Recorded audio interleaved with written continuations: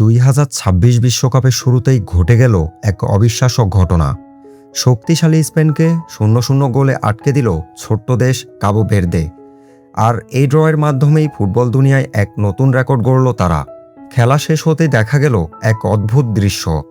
স্পেনের বড় বড় তারকারা যখন হতাশ হয়ে মাঠ ছাড়ছেন, ঠিক তখন গোলপোস্টের নিচে দাঁড়িয়ে অজরে কাঁদছিলেন এক 40 বছরের বুড়ো।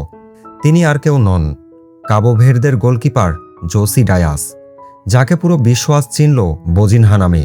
কিন্তু কে এই বোজিনহা, আর কেনই বা তার জার্সির পেছনে নিজের নামের বদলে লেখা থাকে ঠাকুমা বা দাদি? বোজিনহার এই বোজিনহা নামের পেছনে লুকিয়ে আছে এক বুক ভরা আবেগ আর কষ্টের গল্প। 1986 সালে কাবো ভের্দের এক গরিব পরিবারে জন্ম নেন তিনি। জন্মের সময় বাবা ছিলেন মিলিটারিতে, আর মা সংসার চালাতে দিনরাত কঠোর পরিশ্রম করতেন। তাই মা বাবার কাছে নয়, বোজিনহা বড় হয়েছেন তার দাদা দাদির হাত ধরে। পর্তুগিজ ভাষায় বোজিনহা শব্দের অর্থ হল ছোট দাদি বা ঠাকুমা।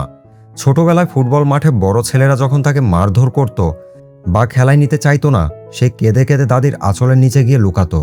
তখন মাঠের বাকি ছেলেরা তাকে খেপানোর জন্য নাম দিয়েছিল বোজিনহা বা দাদির দুলাল। ছোটবেলার সেই অপমানকে বুকে চেপে ফুটবলকে আঁকড়ে ধরেন তিনি। তবে তার ক্যারিয়ার কোনো বড় ক্লাবে শুরু হয়নি। দেশের ছোট ক্লাবে খেলে 25 বছর বয়সে তিনি প্রথম পেশাদার ফুটবল খেলতে যান অ্যাঙ্গোলাতে। সেখানে গিয়ে দেখেন দলের অন্য গোলকিপারের নামও জোসিমার। তখন তিনি সিদ্ধান্ত নেন জার্সির পেছনে জোসিমার 2 না লিখে ছোটবেলার সেই অপমানের নাম বোজিনহাই লিখে দেবেন। এরপর তিনি মলদোভা, সাইপ্রাস, স্লোভাকিয়া আর পর্তুগালের দ্বিতীয় বিভাগের ছোট ছোট ক্লাবে খেলে জীবন পার করেছেন। ইউরোপের বড় কোনো ক্লাব কোনোদিন তার দিকে ফিরেও তাকায়নি। কিন্তু ভাগ্য তার জন্য সবচেয়ে বড় মঞ্চটা জমিয়ে রেখেছিল 2026 বিশ্বকাপে। আমেরিকার আটলান্টা স্টেডিয়ামে স্পেনের বিরুদ্ধে ম্যাচটি ছিল তার জীবনের সবচেয়ে বড় পরীক্ষা। মাঠের লড়াইয়ে রিয়াল মাদ্রিদ আর বার্সেলোনার বিশ্বাসের আক্রমণ ভাগ পুরো ম্যাচে 23টি শট নেয়, যার মধ্যে 8টি ছিল একদম নিশ্চিত গোল হওয়ার মতো শট। কিন্তু 40 বছরের এই বুড়ো গোলকিপার আজ গোল পোস্টের সামনে যেন চীনের প্রাচীর হয়ে দাঁড়িয়েছিলেন। একের পর এক ডাইভিং আর অতিমানবীয় সেভে স্পেনের 8টি নিশ্চিত গোল একাই আটকে দেন তিনি। ম্যাচের শেষ দিকে স্পেনের 19 বছরের বিস্ময় বালক লামিন ইয়ামাল মাঠে নেমেও তার ডিফেন্স ভাঙতে পারেনি।